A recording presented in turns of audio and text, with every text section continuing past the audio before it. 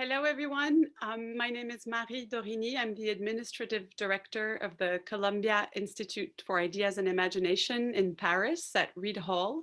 And it's a great, great pleasure to have so many of you join us tonight for a conversation between Fred Ritchin and João Pina.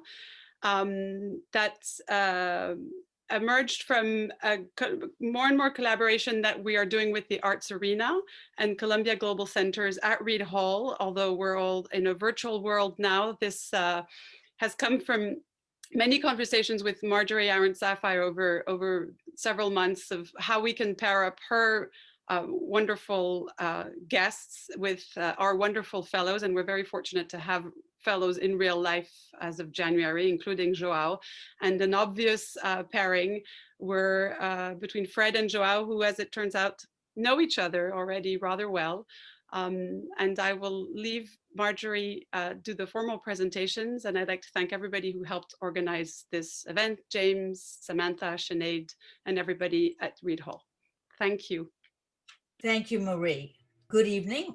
We're absolutely delighted to be partnering with the Institute for Ideas and Imagination, and we're grateful to Columbia Global Centers Paris for their technical support once again for this event. The title of tonight's conversation between photographer João Pina and scholar Fred Ritchin is The Useful Photographer. Already in this very young new year, we've had a dramatic example of what a useful photographer can be, and also a sad example of the absence of photographers. I'm referring first, of course, to the images, still or video, emanating from the January 6th attack on the US Capitol. Without them, we would not have understood the gravity of the frenzied onslaught by a ravenous mob. In the second case, I refer to the coronavirus pandemic. Every day, we are given statistics, reminiscent to some of us of the body counts during the Vietnam War. But by definition, numbers are abstract. They do not conjure up a concrete image. Body bags do. Extenuated ICU staffers do. Dying people do. Given the enormity of the COVID crisis, we have a photographic void with precious few pictures testifying to the virus's ravages. Would the tragic "the virus is a hoax" lie have spread so virulently if confronted by a picture rather than 1,000 numbers? Our guest tonight, freelance photographer João Pina and Dean Emeritus of the International Center of Photography, Fred Ritchin, understand well the photographer's role in documenting political, societal, and humanitarian issues and in advocating for solutions. João Pina began working as a professional photographer at the age of 18. His photographs have been published in the likes of the New York Times, the New Yorker, Newsweek, Stern, Time, El País, La Vanguardia, and Visão, and exhibited at galleries on 3 continents. His published books illustrate his concerns. The first, which I'm loosely translating as For Your Freedom of Thought, features the stories of former Portuguese political prisoners. It inspired an Amnesty International advertising campaign that earned him a Gold Lion in the 2011 Cannes Lions International Festival of Creativity, and won the 2013 Open Societies Foundation's Moving Walls 21. Condor, the second book, documents the remnants of Operation Condor, a secret military program to eliminate opposition to the military dictatorships in South America during the 1970s. 46,750, or I don't know if I'm supposed to say 46,750, focuses on the urban violence in Rio de Janeiro and the city's transformation while preparing for the FIFA World Cup and the 2016 Olympic Games. a 2017 to 18 Nyman Fellow at Harvard University, a faculty member of the International Center of Photography in New York, and a regular lecturer and teacher of photography workshops. João Pina is currently a fellow in residence at Columbia University's Institute for Ideas and Imagination here in Paris. Our second guest, Fred Ritchin, is no stranger to the arts arena. I remember the gasp in our audience years ago when he showed a picture of a tense line of belly down GIs with pointed machine guns ready to shoot, followed by the full wide angle of that same picture where we see the enemy, a line of photographers aiming back at the GIs, the only shooting coming from their cameras. His caveat, beware of manipulation, insist on seeing the full picture. Before becoming Dean of ICP, Fred Ritchin was professor of photography and imaging at NYU, where he co-founded what is now the Photography and Social Justice Program. He was picture editor of the New York Times Magazine, created the first multimedia version of the Times, and its first nonlinear documentary online, Bosnia, Uncertain Paths to Peace, nominated for a Pulitzer Prize in Public Service. His many collaborations on humanitarian campaigns include a project with the World Health Organization, UNICEF, Rotary, and the CDC to end polio globally, another to advance the UN Millennium Development Goals, and still another, the Rwanda Project, to support orphans of the genocide. The first of his seminal books on the future of imaging appeared way back in 1990. In Our Own Image, The Coming Revolution in Photography was followed in this century by After Photography and Bending the Frame, Photojournalism, Documentary, and the Citizen. I like to call Fred the guru of the digital revolution in photography. He speaks of paradigm shifts and asks questions such as, once we begin to live among synthetic images, how do we find our way back? The co-founder of pixelpress.org, he also helped found photodemic.org and the Screen Art School in Ireland, and recently launched the website thefifthcorner.org. Our guests will each speak and present images, and then have a conversation together. I don't know what direction the conversation will take. I do know it is important to have a discussion like this at the start of this new year. We will conclude with the Q&A with the questions coming from you, the viewers. It is now my great pleasure to present to you João Pina and Fred Ritchin, João Pina in Paris and Fred Ritchin in New York, talking about the useful photographer. Hello, hi Marjorie, hi Marie, and everybody on the other side that we can't see. It's a true pleasure to be here tonight. In my case, tonight, Fred's afternoon, and it's an amazing honor to be sharing these thoughts with Fred, who I've been reading and listening for a while now. Yeah, so just to give a little bit of background of where I started as a photographer. In my case, I started in working as a professional photographer in 1999 when there was still mostly film. So I started actually as an intern in a newspaper and a magazine, a music magazine, and photographing mostly chrome. And so I come from that idea that photography, and in my case, photojournalism, it was meant to be seen in pages of magazines and newspapers. But that has been shifting, fortunately, I would say, but that has been shifting with time, mostly because of the way we consume news and the way we consume photography these days. And that has been my trigger in order to constantly be asking myself, what am I doing and how do I want to see and project my work? So I'm going to start by sharing some images which I hopefully are more interesting than looking at my face.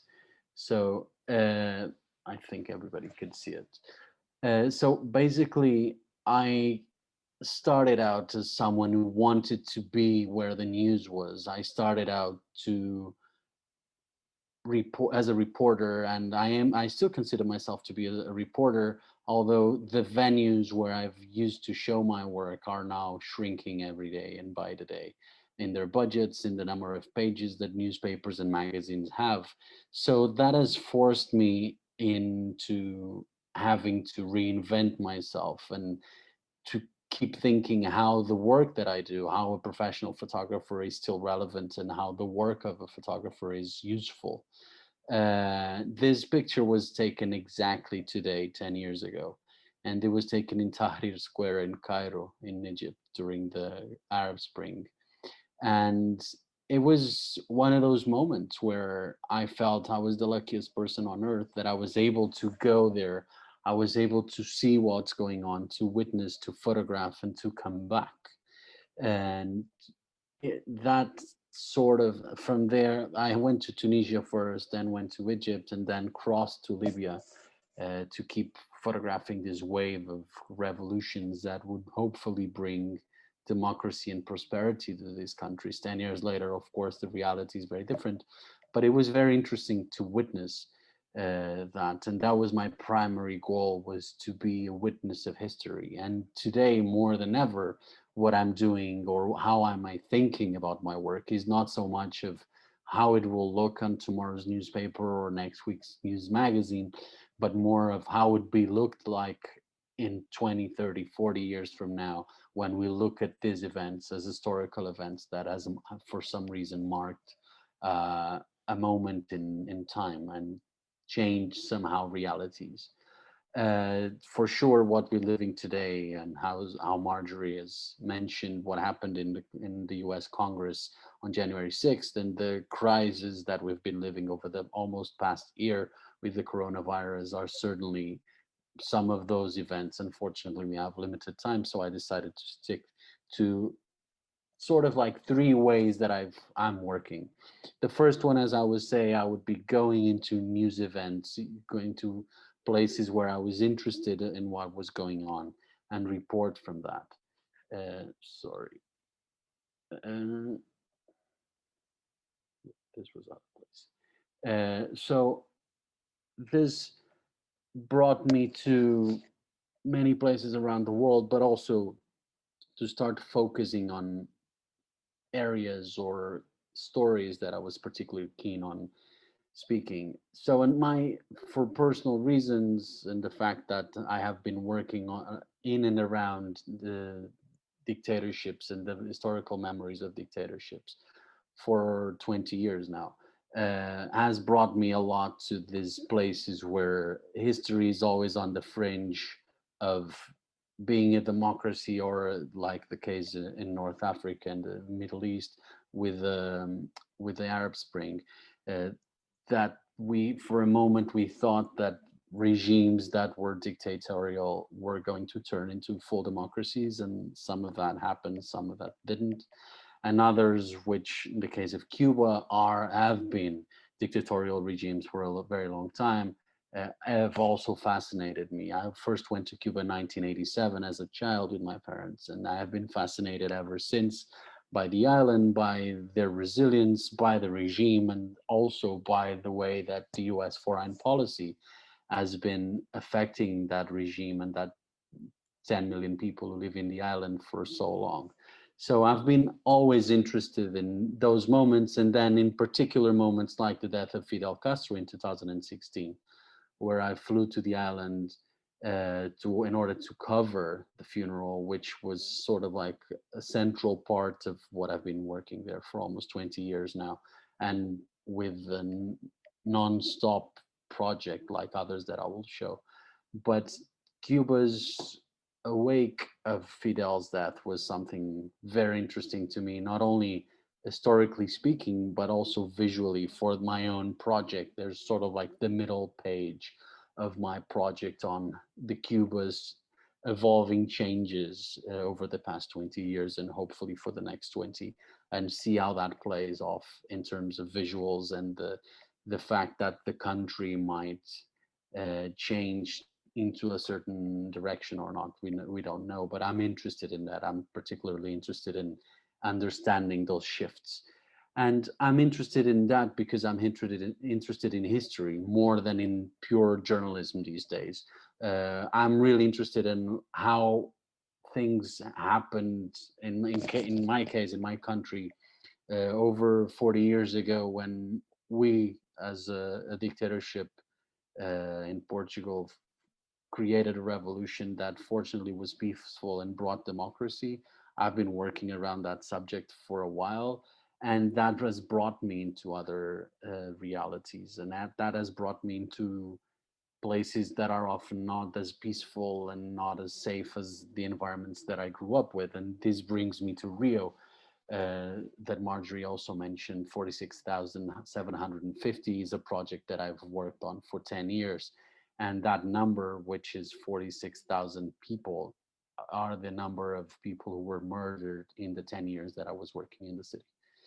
So I was going in and around Rio to try to document these snippets of daily life mixed with endemic violence that exist in the city. And at the same time, try to gain perspective and hope for what the future would bring.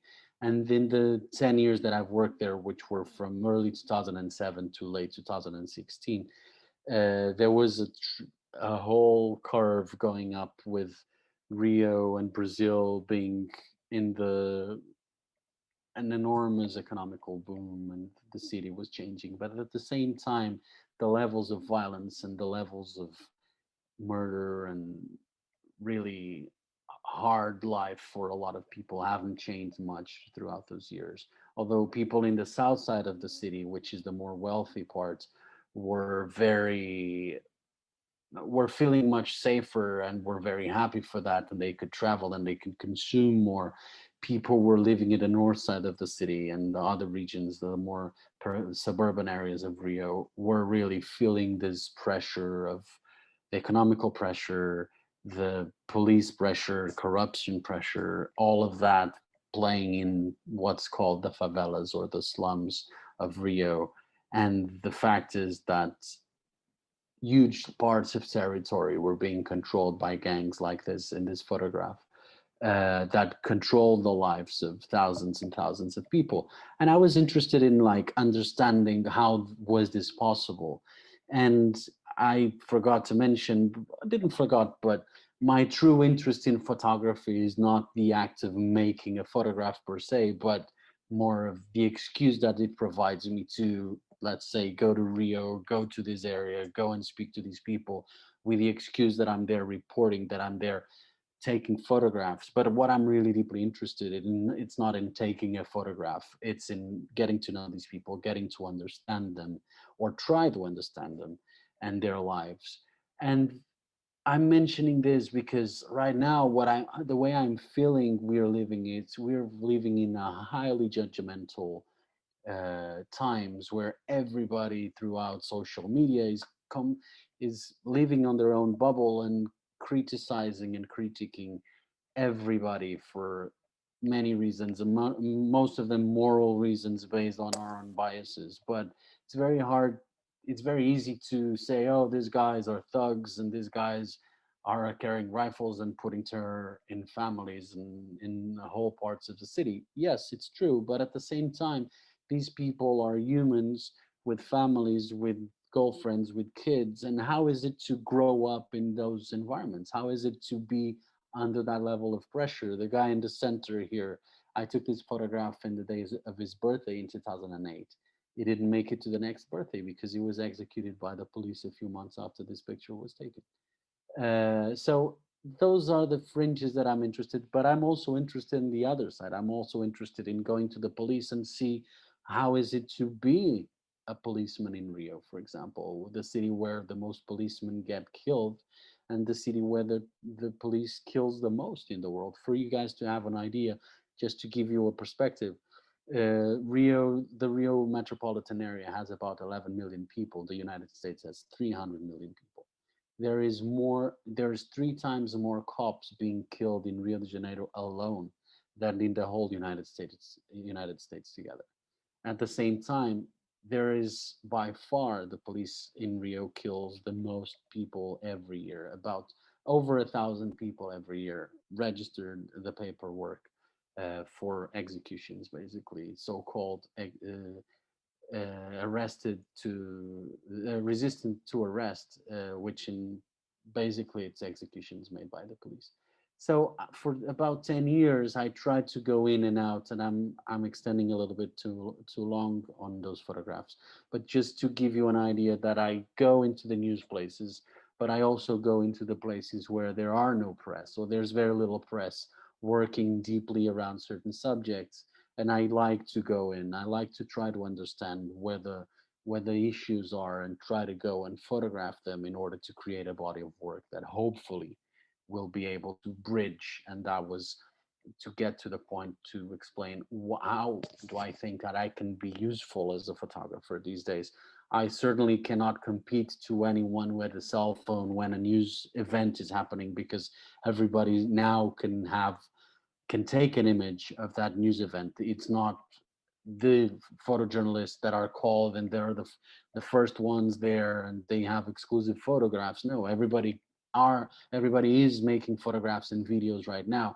But I think me as a photographer, I can study, I can go in deep, I can commit to a certain subject, and I can spend time on it, trying to digest it and trying to bridge that reality into the viewer's reality, which is very different for, I would say, most of us sitting here tonight that have been, we do have a home to stay, we do have a meal to eat, which are oftentimes very different from the realities that I photograph.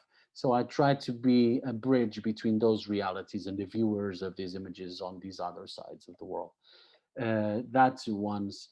And the second sort of like idea that I keep having in my mind is, how can I, in the notion of photographs that are being made today, how can I show my work or try to differentiate my work from so many photographs that we are seeing either on social media, on the press, in many places.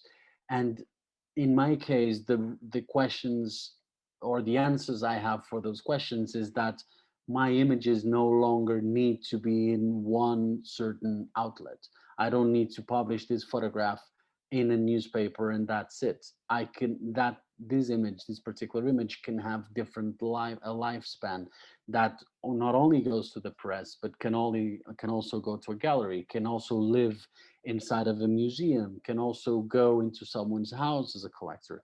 So can also live on my Instagram account or on social media. So these different outlets, I think it's what's spreading out work and important work to be seen by different people at different times. So I think these are, as of like the news and digesting the news and trying to put that in perspective for the future. And then this is the last body of work that I'm showing here, which is my book, or part of my book of Operation Condor and the military dictatorships, which is what I consider to be my slow pace in photography. It's where I'm going from like full gear speed on like news events and trying to meet deadlines and photograph, into taking the foot off, stopping and thinking, what do I want to say? And Marjorie briefly introduced this, but this was the story about the disappeared in many countries in South America: Argentina, Chile, Uruguay, Paraguay, Bolivia, Brazil, and that's it. And the fact that those 6 countries have created a military operation in order to eliminate their political opposition. And this would happen in the 70s. I was not even born, but I was fascinated by this story and fascinated by the fact this even happened. And it was practically impossible to create a body of work back then about this, but I had the time and the urge and the energy to go around, and I've lived in Argentina for a very long time, to develop this project and to use Argentina as a base for the region, to photograph people that have been affected by Operation Condor, to photograph the families of the disappeared, to photograph the survivors of Operation Condor, and also to go to the places of torture and disappearance in order to photograph and document what had happened there many years back. So it's also, I think, photography and the way memory works. It's fascinating to me, the fact that most of our memories, they are frozen in still images. If we think of, or in my case, that might be a professional defect, but if I think of an event, most of the times I think of a still frame. I don't think of moving image. I don't think of sound. I think of a photograph to reflect upon that event. So I try to use those memories from those survivors, from those families that have disappeared, in order to go back and register and document what had happened there many years before. So for about 9 years, between the year 2005 and 2014, I went slowly, very slowly, into some of these places, interviewed the survivors, photographed them, got their record, also tried to go to the other side and spoke actually to a few military personnel, one on the record, who had been a member of Operation Condor, but also documented different events like the one on this photograph of a funeral of someone who had been disappeared 30 years earlier, and the body was finally identified and returned, the bones returned to the family so they could finally have a proper funeral and have a burying ground for their loved ones. This was Horacio Bao in Trelew in Argentina, in the south of Argentina, in the Patagonia region. And it was actually fascinating to see that moment 30 years later, and the pain that certainly turns into a form of celebration as well. So the useful photographer, again, just this idea of how can I be of usage to anything, is also to take the time in the moment where we're all fast pacing on screens all day or most of the day, and just like stop and contemplate what's ahead of me, what's in front of me, and try to frame that into a certain manner that will create this register, that will create this document that hopefully can be seen by people, and people will relate and will engage with stories. Because I think overall what we're talking about is storytelling, and how can we still engage in telling people stories. Although most of us, I would say, probably are not buying the newspaper every day right now, we still want to know what's going on. And I think, at least in my case, I want to go what's going on in a much more slow paced and profound and deep connection to the stories that I'm reading. So I'm mostly reading long form. I'm mostly watching long form as well. When I'm thinking about a project, I'm thinking, oh, I don't want to see these in 20 minutes. I want to spend a few hours, a few days, and sometimes a few weeks looking at these images, or reading this book, or reading this text, or watching this movie, in order to relate to what's there, in order to really try to get deep and deep into these stories. And then I'm just going to fast forward a little bit into the last image, just to also say how can we be useful as photographers. Just to give you a little break through these images, this we're looking at images of survivors, places, survivors again, places, and this is throughout 6 different countries in a whole subcontinent that was totally smashed, or yeah, smashed by these events that took place 40 years ago. And we thought, oh, but that's history, but it's not, because the fact that this has happened, it still has very vivid marks on societies. The fact that the police is able to kill 1,000 people in Rio every year, to me, is a direct connection for the military dictatorship and the impunity created, not only during the military dictatorship, of course, the colonial period has a huge role on that too, but the impunity factor still plays a major role on how these societies today live and how their memories live. So it's the permanent game of trying to do it right, but at the same time, other forces that try to gain it back in terms of like control. And this, I think, visually can be powerful to tell, so people can understand that. And I've had the chance, for example, to show this body of work at the US Naval Academy, which was directly involved with Operation Condor and the CIA and the Dirty War. And it was fascinating to see the cadets' reaction to this, and like understanding that actions that we take, they keep having a resonance many, many years later. And this was the image that I'm finishing, and also an example of what a useful photographer can be. This image was taken in Bahia Blanca in Buenos Aires province, about 4 hours away from the city of Buenos Aires. And this was during a trial that was being held there for 17 men accused of crimes against humanity. And the day I gained access to this trial and were able to photograph, they all started, not all, but most of them started covering their faces. And I took photographs of it. Also, some of them without the faces being hidden. But I decided to select this image and start working with this image. And funny enough, the human rights movements in Argentina actually appropriated his photograph and started taking this image into the trials in Argentina in order to like show how like shame could look like.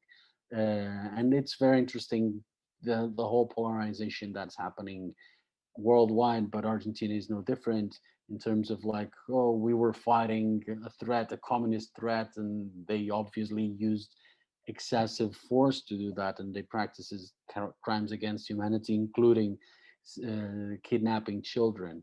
And it's very interesting to see how they say they were doing it for a cause, but at once you enter the room and you raise a camera, they start hiding from it. So the shame plus slash pride plays an interesting factor there too. So yeah, this I'm gonna stop sharing now and pass the word to Fred, but was just a snippet of how I'm working and what I do in terms of like current events and historical events. Yeah, on to you, Fred. Thank you for listening, everybody. Okay, thank you, João, and I'll try to, just keep it going. There's several ideas that resonate in terms of what I'm going to be speaking about as well. When I was picture editor of the New York Times Magazine in the late 70s, early 80s, it was a very different era than the era we are in today in multiple ways. So I think the best way is really just to start sharing my screen and showing you what I mean.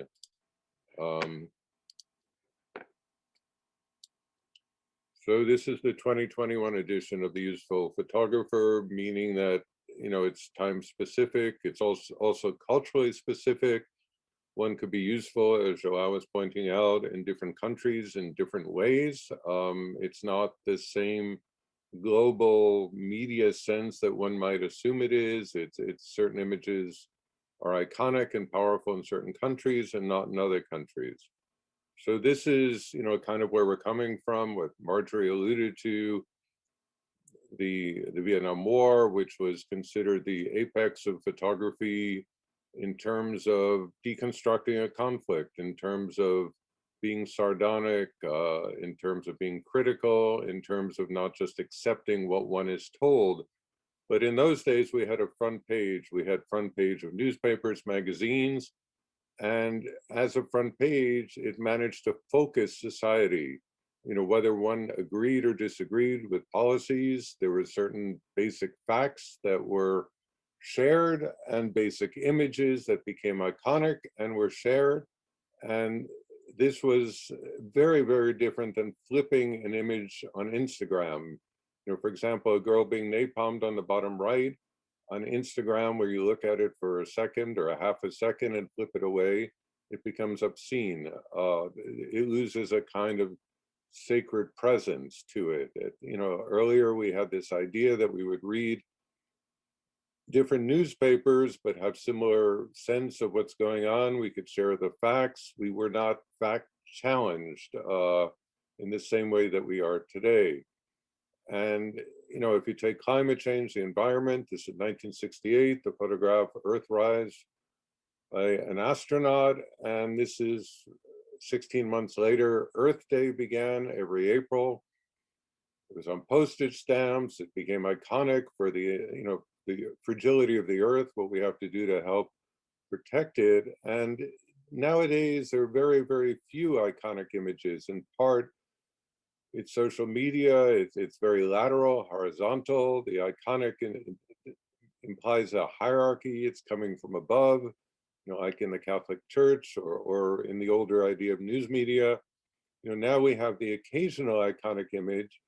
But to me, if I had to think of a global iconic image over the last decade, this is probably the only one. If you take, for example, the US war in Afghanistan, which is the longest war in American history, there are no iconic images from it, which is very, very different than the Vietnam War. There's an illusion that photography has a usefulness in pulling us together the way it did. To a certain extent, that is true, but in many, many ways, it's been transformed. And in fact, you know, much as João mentioned, is coming from social media. So there's billions of people with cameras, you know, in the world, and there's very, very few professional photographers, people working on long-term projects. So that this, you know, 17-year-old young woman who managed to make this video, which to me is the most important imagery of 2020 in the United States, of George Floyd being basically executed by the police, you know, did a lot. You know, Black Lives Matter was just nominated for Nobel Prize. And I think these kinds of imagery, often video, not photography at this point, because there's a narrative.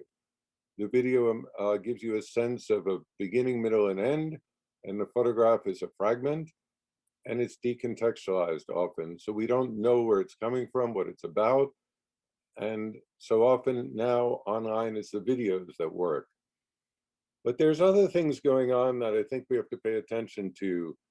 This painting was sold at Christie's in 2018 for 45 times the amount of money they thought it would be sold at. It was around $432,000.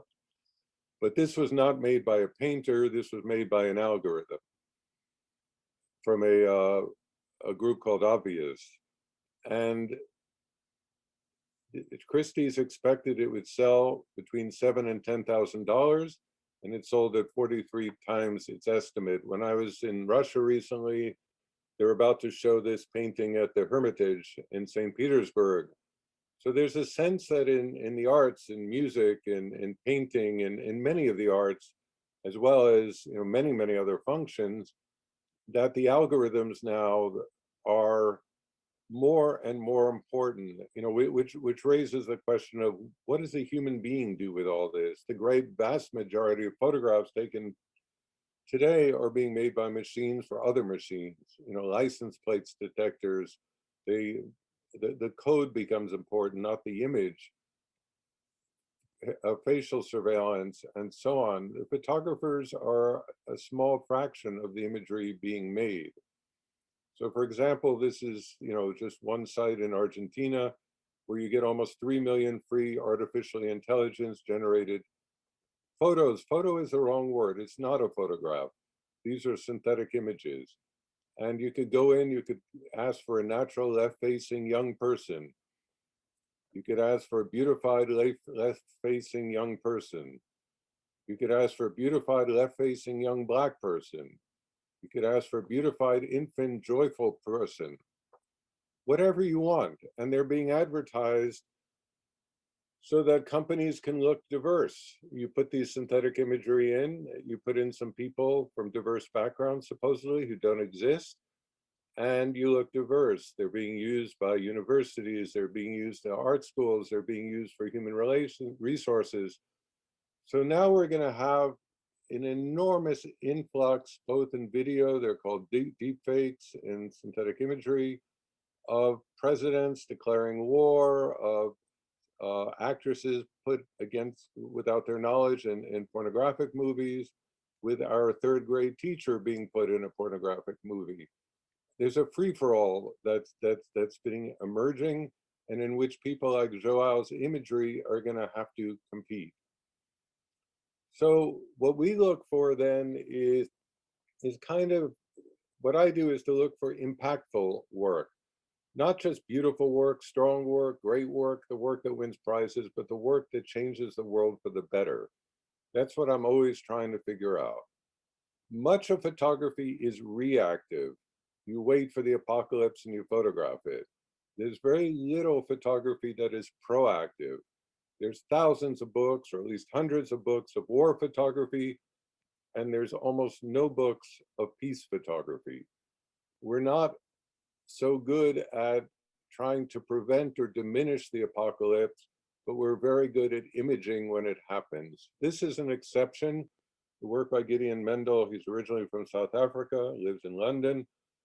There was a very racist assumption by Western governments and NGOs that Africans would not take antiretroviral drugs for HIV if they were given them. They were not disciplined enough. So he went to a pilot project in South Africa for 4 years and watched what happened as people did take the medicine and then recovered and were able to work, to be parents, to live a life. And because of that, I asked the UNAIDS, 8 million people are in treatment today because of his photographs. So by working proactively, instead of waiting for the people to get sicker and sicker and making very graphic images, he was able to diminish the horror that might have ensued, prevent many people from getting sick and dying, and making images that are rather prosaic, that do not win the awards, but are a different idea. Can photography be proactively used with climate change? How would that work? What about racism? How would that work? And so on. There's a lot of conceptual work being done as well. In the US, people about to be executed have the right to a last meal. There's usually a very low budget, but they get to choose it before they're executed. So this is called Howard Jones's Last Meal. And what Amnesty did was they asked James Reynolds, the photographer who worked on this, Celia Shapiro, there are several who've done this kind of work, they recreate the menus. But some of these people were executed and then later determined to be innocent, usually because of DNA. So this was this man's last meal in 2000. And 10 years later, he was presumed to be innocent. So David Spence, this is his last meal. And 3 years later, he was presumed to be innocent. This was his last meal. And 12 years later, he was presumed innocent. So for me, I've often looked at these images and said, if it was my last meal, what would I order? From these images, you have a sense that it's not necessarily the filet mignon crowd that is being executed. There's a class issue here. Certainly there's a low budget. You're not allowed to ask for a cigarette. There's no smoking in these last meals. But you also see something about, who are the people getting executed? And then Amnesty took the project and said, that was his last meal, but he never should have been executed. He was always innocent. Or The Blue Skies by Anton Kusters. What he did was he went and photographed a blue sky over 1,078 World War II concentration camps. The idea being that we've seen many images of the people victimized in concentration camps, and in some ways we defend against them now. But by seeing the blue skies 1,078 times, we can remember and think, as Roland Barthes' idea of the active reader, we could put ourselves into the image and say, I have a blue sky over me today. I wonder what evil is being done to Syrian refugees, to people who are being discriminated against, put in concentration camps today. And it comes a little bit from this Elie Wiesel quote. and you'll hear in the background a tone. And every time you hear the tone, there's an Excel sheet that goes with the exhibit, and it goes from 12 years, 1933 to 45. And every time that you hear a tone, when you're watching the images, looking at the blue skies, another person has died. And it varies by pitch. And the pitch are linked to different concentration camps. But, you know, as I'm talking, 6 people have just died. So that there's an ability to extend the medium. This is a Swiss publication that ran all 1,078 blue skies. It's a project that took Anton Kusters, who's Belgian, about 5.5 years. He drove about 200,000 kilometers to do it, but he would only do the blue skies. This is the book that he published, and the book, every page is 10 days with blue skies as different concentration camps open. This is also the use of virtual reality. The UN had the idea for Syrian refugees that there was a meeting in Kuwait of major funders, and oftentimes people do not visit the refugee camps, but they felt by using virtual reality, they could bring people there.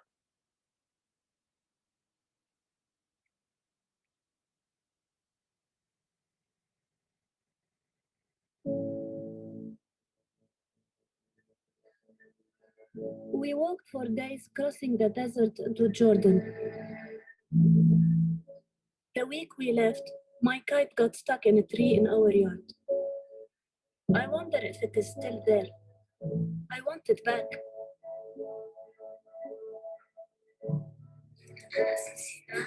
My name is Sidra. I am 12 years old. I am in the 5th grade. I am from Syria in the Daraa province in Khel City. I have lived here in the Zaatari camp in Jordan for the last year and a half.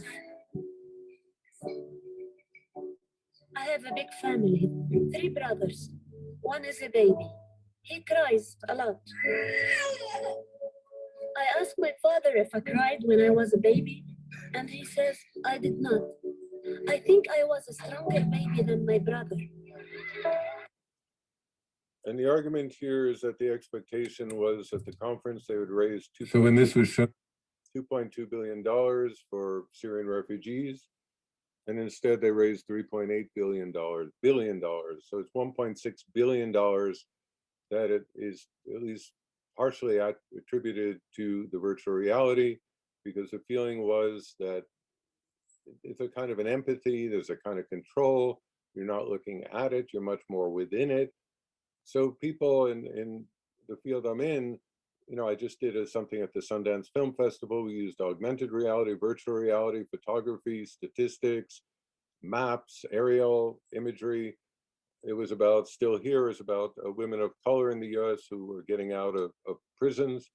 We're doing many things. In this case, it's Disturb. It's a Paris-based group and a photojournalist. And what they do is say, if people aren't reading the newspapers and magazines, we'll bring it to them. You know, this is sexual abuse, Iman Halal's photograph from Cairo. And here it is in Norway in a skateboard park. So they'll bring it to people. Often there's a barcode. You could use your cell phone, hear the photographer talking about it. They have contracts with French schools for children. So they put up 1 photograph per month and they bring somebody to talk about it, so that the outside world is brought to you if you're not going to come to it. You know, and they've done it in many campaigns, climate change, you know, many kinds of campaigns. And then just to finish up, a few images because of time reasons. One of the things I try to do is to use the digital differently. What can we do to correct some of the problems that we have in the imagery? There's a lot of feeling that portraiture, we take pictures, it's kind of colonial, it's aggressive, it's freezing, capturing, you know, Sontag's critique, other people's critique. So my students do things like interactive portraits. You make a portrait of somebody, you turn your camera around, you show it to them and you say, does this represent you? And then they respond and you record it. So the reader can listen to what the person thinks of it. Do you think that photo represents you? No, because I'm a smiling person. I actually like to be smiling, you know. I do that just about most of the day. Do you think this is a photo that depicts you? That says who you are? No, Why not? because I don't think any picture ever will. This is another former student of mine, Josue Rivas, who's a Native American. And what he does is he creates ceremonies for the portraits. He sees them as a ritual. His idea is that he wants to give the power to the subject, not to him. You know, that it's a kind of traditional ceremony, the portraiture, you know, coming out of this idea of being interactive. So can we do this, you know, with somebody, for example, who's a refugee, who's homeless, who doesn't have power in society, agency? Can photographers start to make imagery and collaborate with the subject? Is this you? Does this represent you? Not just people, you know, with affluence, with power, but people without power. How would that work? This is a former student of mine from India living in Texas, and she made an interactive self-portrait about her feeling about living in the United States and Texas at this point with her husband. And then lastly, you know, I have this, you know, what Marjorie referred to that was in Haiti, the photograph of the US invasion and what you don't see. So there's a software, fourcornersproject.org, that we developed, which you contextualize your images. So the reader could click on any of the corners and find out the backstory, related imagery, the authorship, links. There's room for the photographer to put their code of ethics. You know, I'm a fashion photographer. I don't work with underweight models, you know, and down, you know, all kinds of different kinds of ethics. So the photographer's ethical code is available to the reader immediately. So for example, in the US, there is a hashtag, if they gun me down, for young African-American men and women. The feeling is that the pictures that are circulated if somebody is killed by the police tends to be the so-called gangster image, quote unquote. And instead, like in Four Corners, what you can do is, here's the backstory, what's really going on, and here's the related imagery. This is his high school graduation or college graduation. So this is not necessarily the gangster anymore. This is him. So you could fight back at the way the media characterizes you, which is often stereotypical and often racist. And then finally, as Marjorie mentioned, I launched last month a website called thefifthcorner.org, you know, where I put a lot of these ideas. There's a whole section on innovative projects, new strategies, how do you do it differently?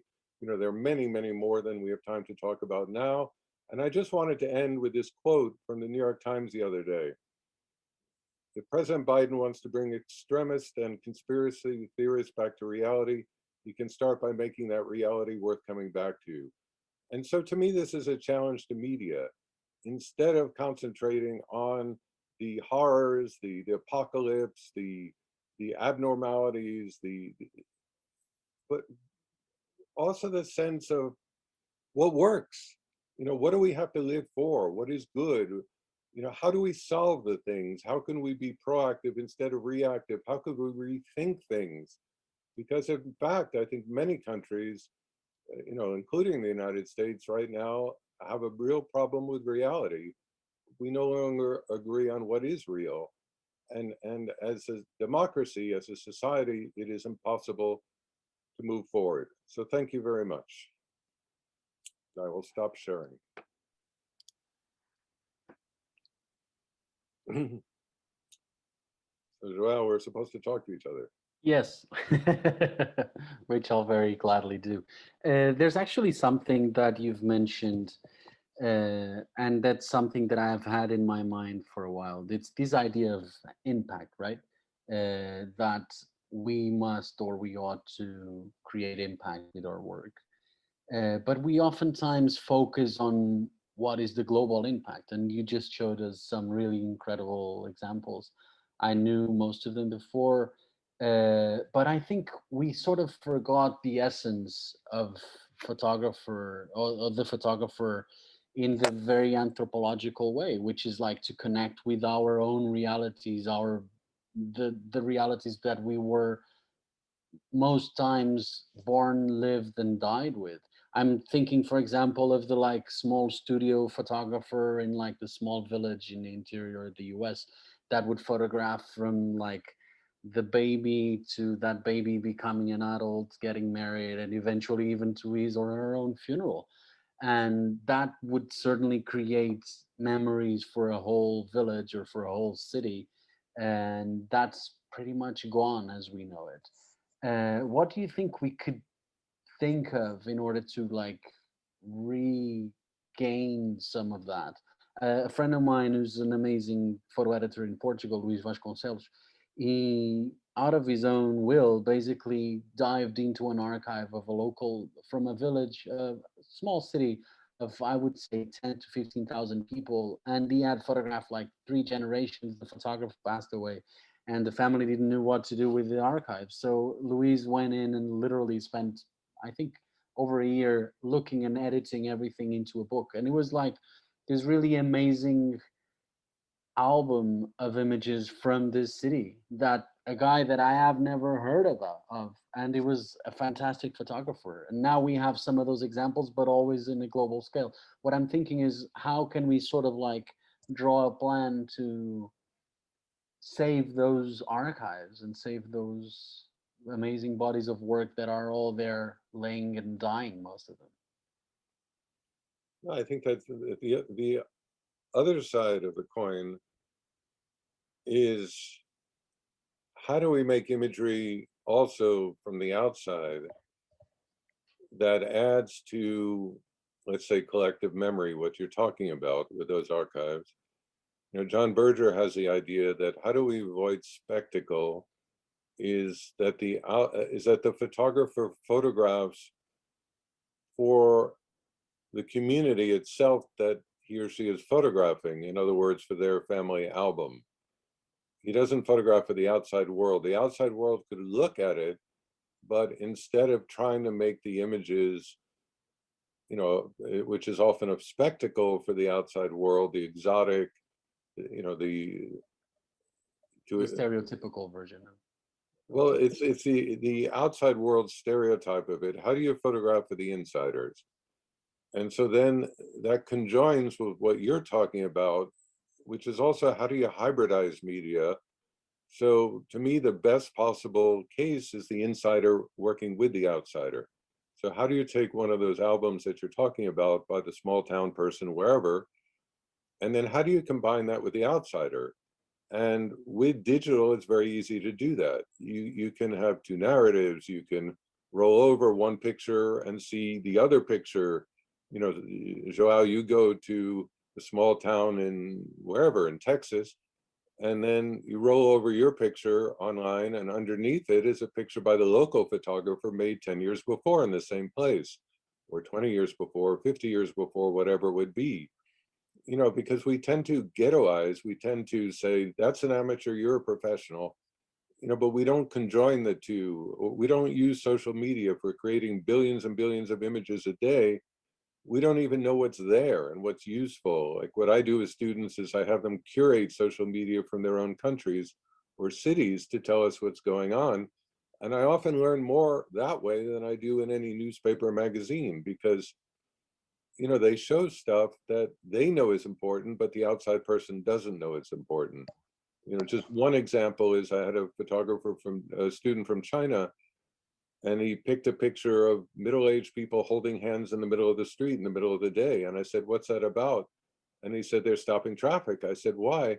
He said, because their kids are taking the exam for the university in the building next door, and they want it to be perfectly quiet. I said, I learned more from that picture about, you know, families and what they feel than I do from all the news coverage. So, you know, I think there's a lot of work to be done in both directions. And I think local people, you know, university students, high school students, old age home, people in old age homes should be curating that kind of stuff you're talking about, social media, the local studio photographer, whoever it is, and making it public so that we have a much better sense of each other in much more depth and complexity. Yeah, and I don't want to turn this into an interview or anything like that, but it's funny, it's interesting that you mentioned that because everything that comes to my mind is the decline that we're living on the media. So I would say when I started working, you would have a major event and you would have the big names, the New York Times and CNN, everybody was going there. You would have like smaller newspapers and TVs that were also going there or no longer are going there. And then you would have local media.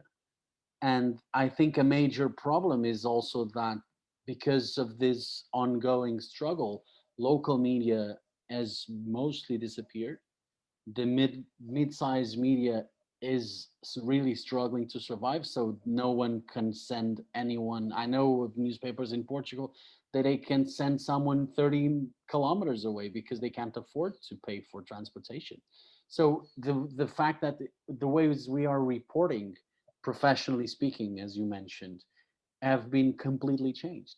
And now only the CNNs, the New York Times, and the big names are going out there with their very specific agenda. And I don't want to call it an agenda in a bad way, but with their very biased vision over what's going on over the world, because they're mostly white, they're mostly male, they're mostly from a developed country, looking at situations that are very different from their own. So there's that gap missing of like someone that can translate from the local reality, the middle-aged couple holding hands and stopping trafficking, and showing us the beauty and the simplicity of that, because it's not a breaking news story, it's not dramatic, it doesn't bleed, you know, if it bleeds it leads. And that's idea of calling people's attention to the news most times from very dramatic stories, which I think are important, but I think is also pushing a lot of people away from looking at the news and looking at stories,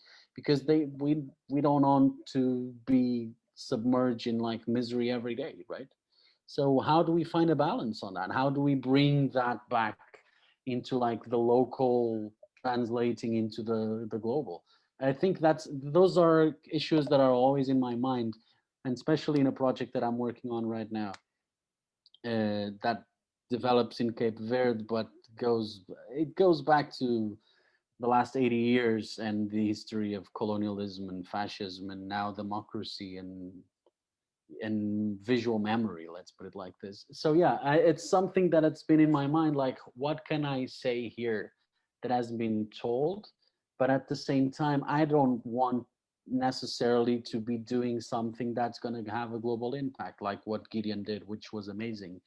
But I want like maybe a small group of 100 people that really relate to that story, to both understand but also have a word to say. And I think what you mentioned and what you showed us, collaboration between subjects and photographers and or documentarians or whatever, it's super important, because I don't see it as working for a major audience. I'm seeing it so people have sort of like their memories frozen in one photograph. Yeah, but I think the role of the photographer is changing in that sense that, you know, like in cinema, it's often a crew that works together. It's not usually one person. So when I worked on the project last year for Sundance, you know, the major visual was Google images of from the air of American prisons, jails, and detention centers. In the US, we have more prisons, jails, and detention centers than colleges and universities. So we made an enormous wall. It's by Josh Begley, Begley. He has a website just filled with these thousands of images, and it was extraordinary. And he didn't have to go anywhere to do it. That imagery worked. I think the same, like I was saying with social media, is we don't curate it, we don't use it. Like, you know, if I wanted to know daily life in my neighborhood, maybe I can go on social media and find a bunch of imagery from different people. So then you have multiple voices, multiple perspectives in which you're the lead photographer, you're the lead vision, you're the backbone of it. But you know, there are a lot of other resources. In the US, we're finding a lot of colleges and universities, their newspapers are now becoming the local newspapers because, like you say, I agree that the local newspapers cannot survive. So I think we're looking for a paradigm shift in multiple ways of how we tell the stories of the world at this point. You know, it's again going back to the, you know, if I had to do a project on racism in the United States in the last year, I could not do it without amateur media. I could not do it with only professionals. You know, it has to be from multiple points of view. The Abu Ghraib pictures, you know, of torture were made by soldiers. You know, there are many, many cases now in which we have to use other points of view as well. So I agree with. I don't think I think we not only have to. It's like it's impossible to think otherwise. That the formula of sending the foreign reporter in to, that's gone. I think that's like totally died, and now it's about it's not only about the photographer needs to be a curator basically, and curating, and it's also an art form in itself, as you know much better than I do. So the thing is how to, because everybody right now can do an interesting photograph. I think we can all agree to that, but it's how to contextualize it. And the fact that a photograph, and there's the cliche, a photograph is worth 1,000 words, but a photograph without the proper context in the current media where like fake news and people put, and I think rightfully so, put into question a lot of what they see because of not only the whole technological aspect, but also uh, the whole populism wave basically covering our democratic societies. And so how do you question and how do you answer those questions in terms of like what is truth and what is right? And so at the same time, there is this huge wave of moralism, and that you shouldn't be photographing this because of that. But I think those moralists, and let me call them like that, oftentimes come from a very specific background, and they judge from their own very specific background. And how to create a balance on that, you know, like me personally as a photographer, sometimes I feel myself self-censoring because I don't think I should be the one doing this specific story. And if I think it clearly, that's weird. I think we should all photograph the stories that we feel passionate about. But at the same time, there might be other people who are more equipped to do it. And how to balance it's, I think it's always a matter of balance right now, because there's a lot of hysteria on like trying to create agendas and to push progressive and conservative agendas into what we're doing, that I'm oftentimes confused about how should I continue. Could I'm sorry, Fred, go ahead. Let me just say this quickly, that there's, we did an entire town hall about that recently. I think there's a predatory photographer, somebody who takes advantage, coming in with preconceptions. You know, I'm going to the favela in Brazil, and all I want to see is murder, horror, bloodshed, and all this. Whether that's a Brazilian doing it or a non-Brazilian, it's problematic. I think there has to be a transparency of, you know, who are you, why you're doing it, what are you doing? You have to provide a context for it. And there's also an issue of being open to understanding. You know, I would love right now, you know, that if 12 photographers from any country in the world would come to the US and tell us, what are we doing? Yeah, I don't agree. know what we're doing. You know, if it's 12 Portuguese photographers, that would be great. Or 12 Nigerian photographers, that would be great, or a combination. You know, Robert Frank probably made the best document in the United States, and he was Swiss, the Americans. So we need the insider and the outsider, but we need a generosity of spirit, not a kind of a mercenary approach in which I'm going to the Arab Spring just to photograph devastation and horror and craziness. But I want to understand culture. I want to understand politics.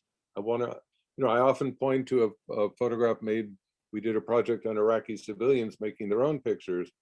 And the most important picture of the Iraq war to me is somebody going to the dentist. because they're just like us. They're not exotic and crazy. They're just like us. It's different. And Marjorie, I'm sorry, I missed, I was, go ahead. No, we've had some questions come in, so I just wanted to jump a little bit to that. I'm summarizing them and paraphrasing somewhat. Fred, first of all, when you said, why do we always go in and do the photographs of the blood, the horror, and everything, I would just remind you that Satan is always the most interesting character in a play.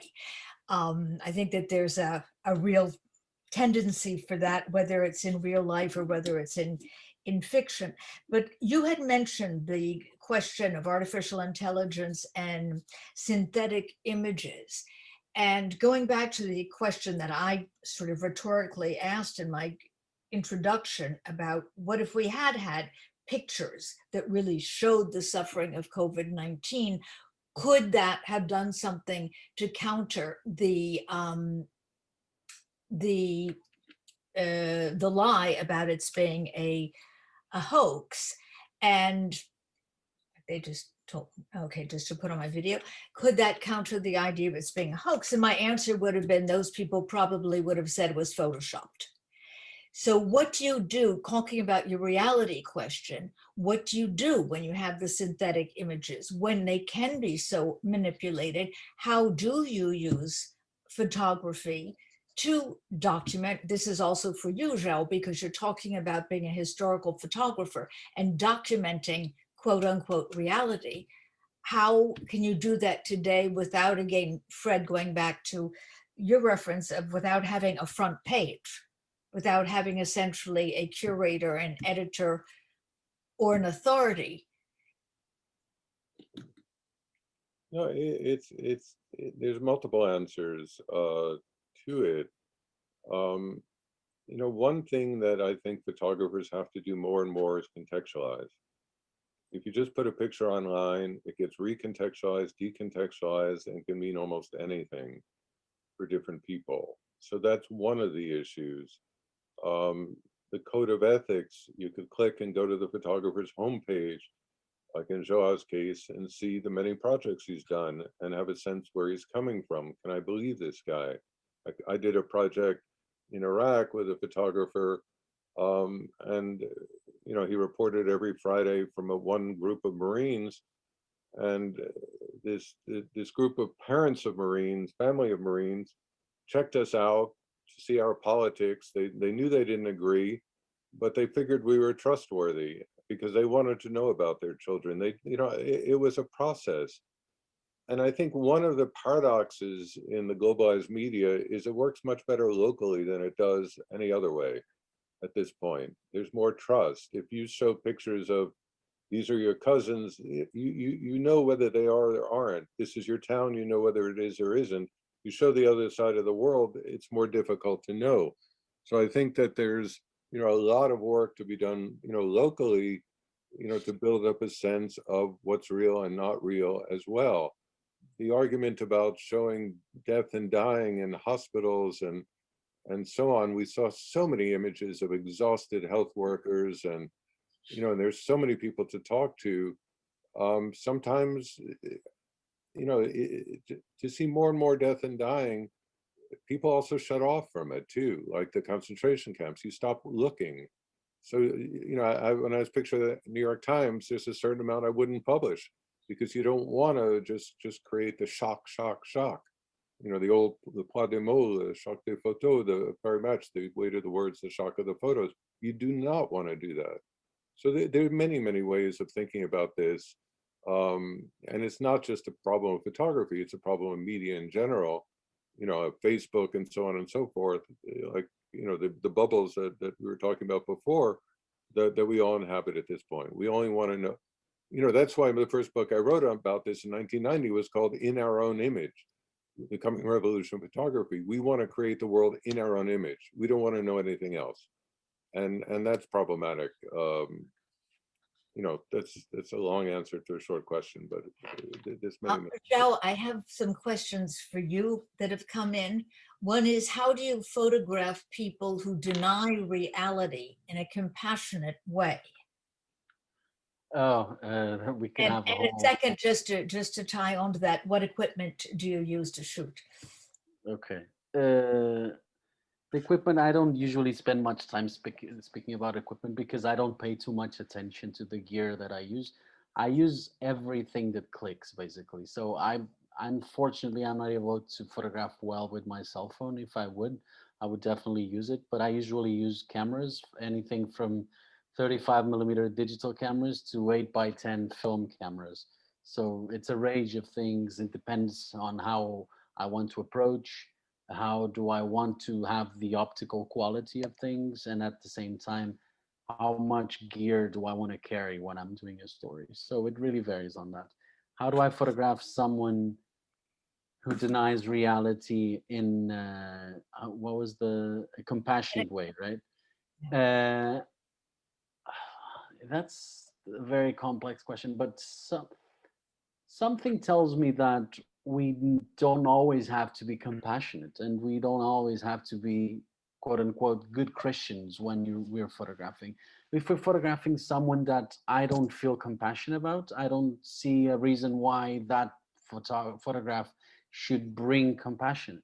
What I do honestly always try, no matter who's in front of me, is to put myself on his or her shoes and try to understand where that person's coming from. And that oftentimes creates compassion with the relationship between me and that person. And that, if it translates to a photograph being compassionate, great. If it doesn't, great. So I was photographing the military who were accused for crimes against humanity, and I had their faces. I had, and some pictures that I show have their faces on it, and they're important pictures because those people's names were known to the Argentine public, but most people did not know their faces. So they were a key document to have in order to put names and faces together and understand who was the person being accused of what crime.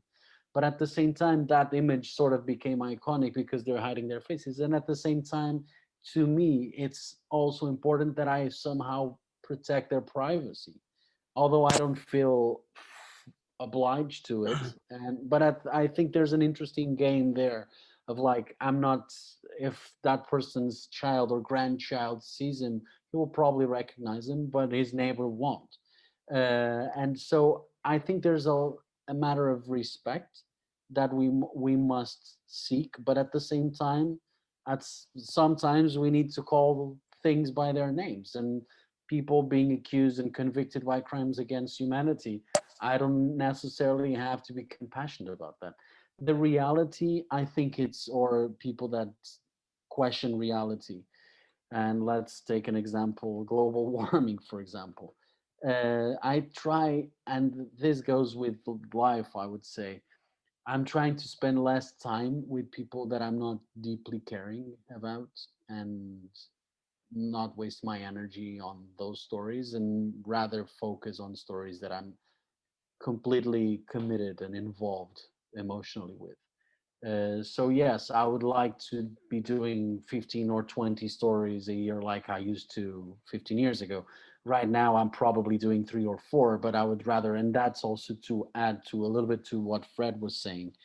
I think I should be as somehow trying to become an expert on the stories that I cover, not only from a photographic perspective, but from a human perspective, from a journalistic perspective, from an historical perspective, in order to really understand what's in front of me, in order to capture those images, but also to step back from that. And when I'm editing for a book, which is what I'm doing right now, really try to put things into perspective and into context is super, super important.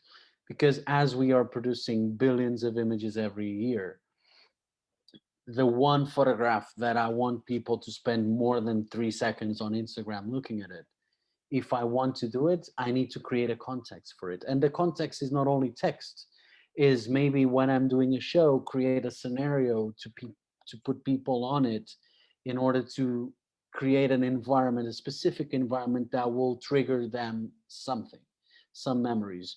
And that is, to me, as a photographer, as an author, that is really what willing to spend the next 20 years of my life doing, is not so much running around trying to make the deadlines for a newspaper, which I still enjoy whenever I get those assignments, but it needs to be in stories that I can be different. It's not the story of going into some place that I don't speak the language, that I don't understand the reality. If that happens, I would rather stay there for weeks or months in order to really understand what's going on. And that is very hard today with the resources that exist on the media. So one needs to pick its battles, right? So I'm trying to do that on a more like local, or local, I don't mean by the like the my neighborhood kind of thing, because I don't have one neighborhood, but the areas that I've spent time and enjoyed spending time and trying to get myself a little bit more expert on it.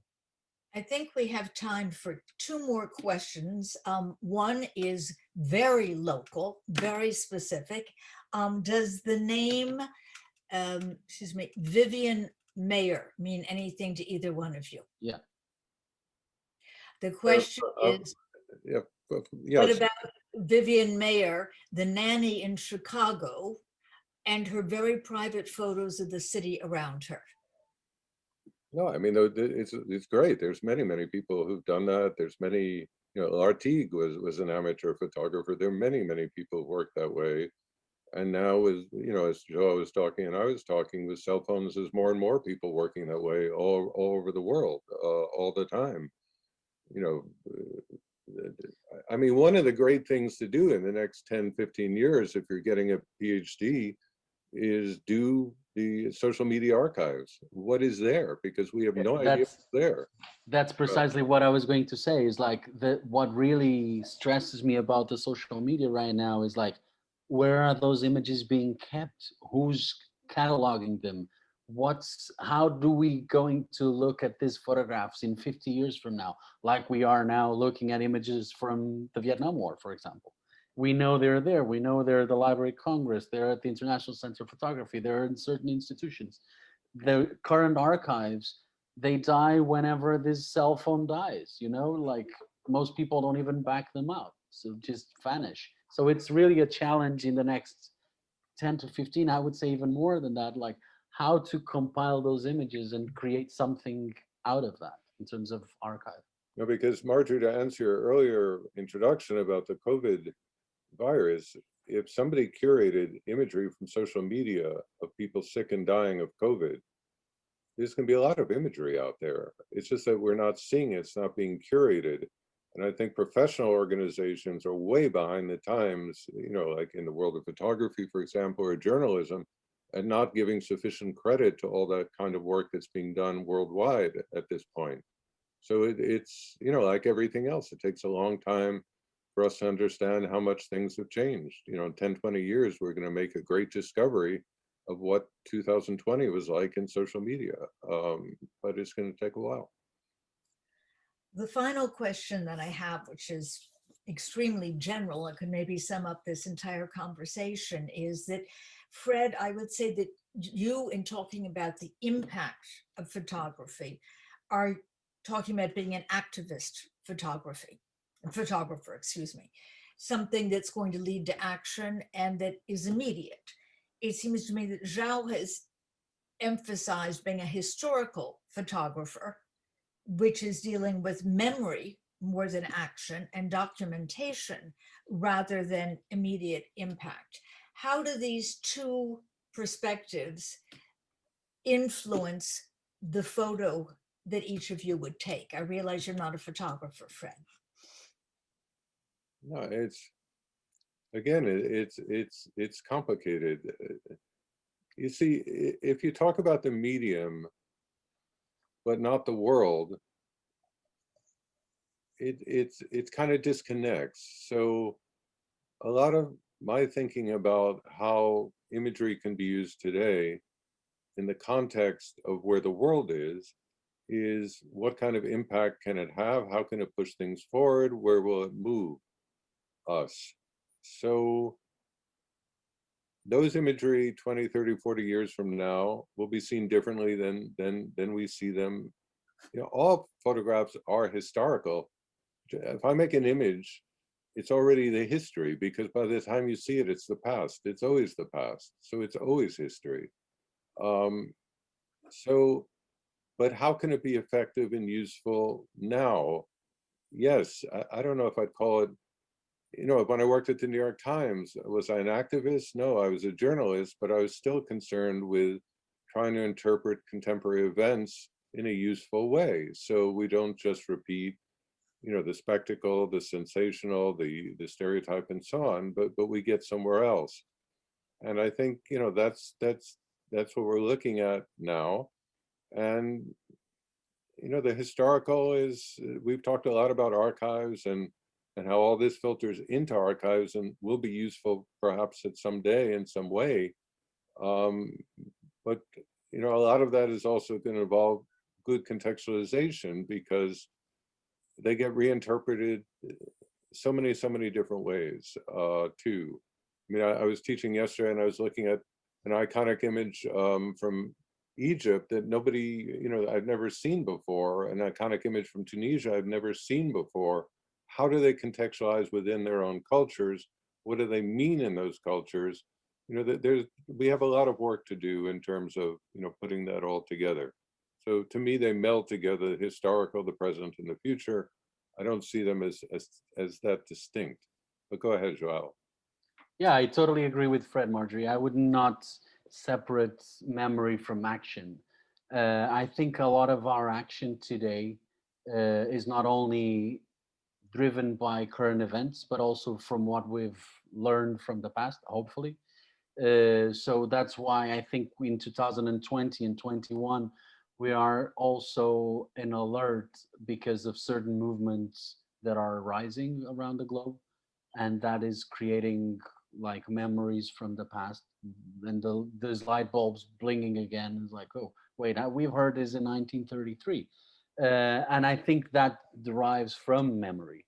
And when I say I'm deeply concerned about history, is not only about history, as Fred says, I click, it's past, it's history, but is also how this will be seen and what we'll learn from these events in 10, 20, 50, 100 years from now. I'm just like throwing in the ball into the future and giving, and I say this because again, is not only taking the photograph, is creating the context, is putting it in the right place, is having the right text, is having the right environment to explain what was going on in certain images that we're watching, that will hopefully, and we can only hope for that, in 30 or 40 or 50 years from now, when we think about COVID-19, we can look at certain images and think, okay, this was what happened.